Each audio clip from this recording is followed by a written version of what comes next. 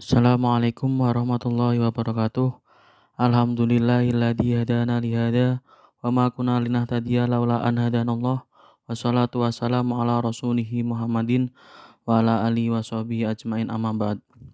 Yang saya hormati beliau Ibu Umi Kulsum selaku pengampu mata kuliah Ilmu Tasawuf. Pertama-tama marilah kita panjatkan puja dan puji syukur kehadirat Allah Subhanahu wa taala. Kedua, salawat serta salam tetap tercurahkan kepada junjungan Nabi Agung Nabi Muhammad Shallallahu Alaihi Wasallam. Semoga kita tergolong sebagai umatnya. Amin Allahumma amin. Langsung saja di sini saya akan membacakan makalah yang berjudul Hal Fana Bako Itihad Hulul Wahdatul Wujud. Sebelumnya perkenalkan kami dari kelompok 10 yang pertama yaitu Ulfa Fatimah dengan NIM 4318088 dan saya sendiri Hair Mutakin NIM 4318117.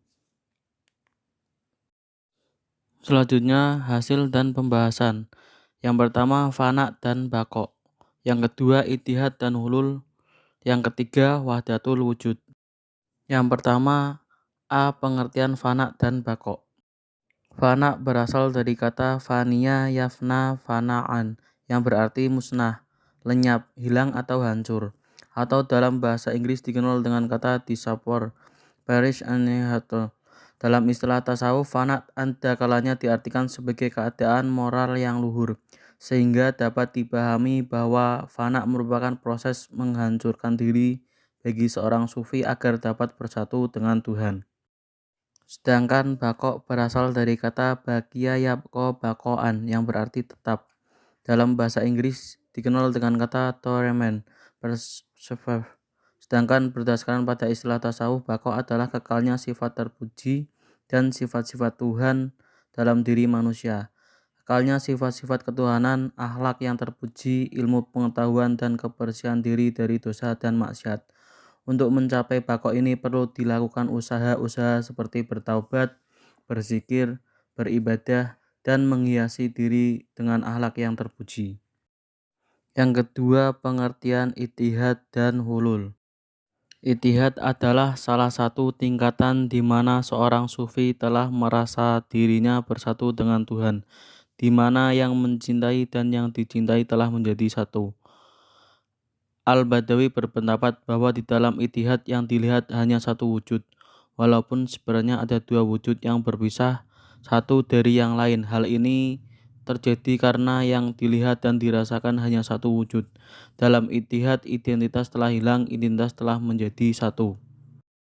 Sedangkan hulul diartikan sebagai penyatuan hamba dengan Tuhannya setelah zatnya lebur ke dalam tubuh hambanya.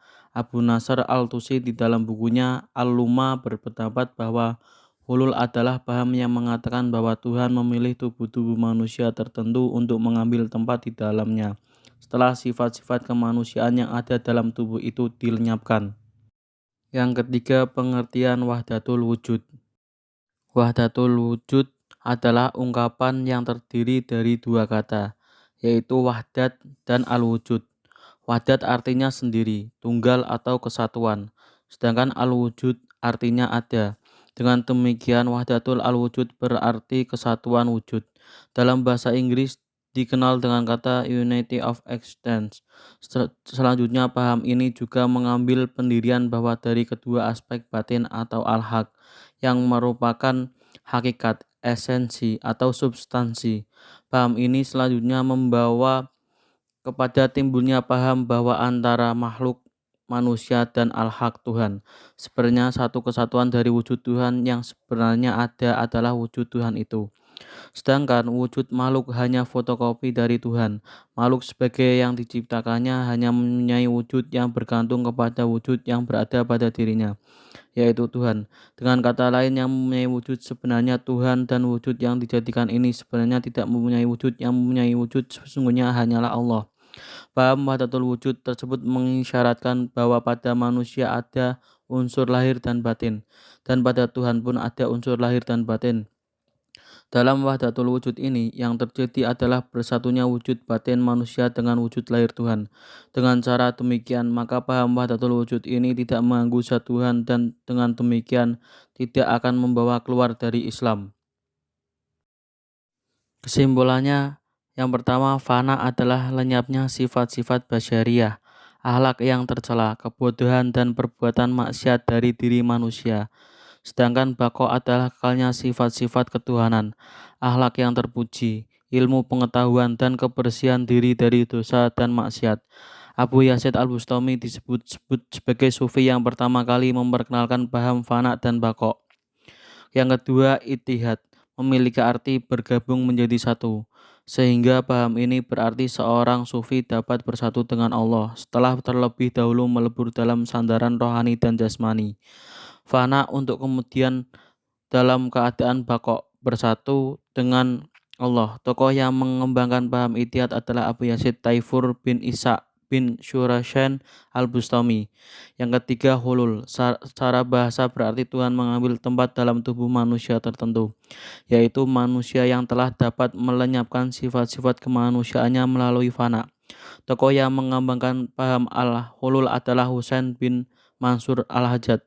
Beliau lahir tahun 224 Hijriah atau 858 Masehi.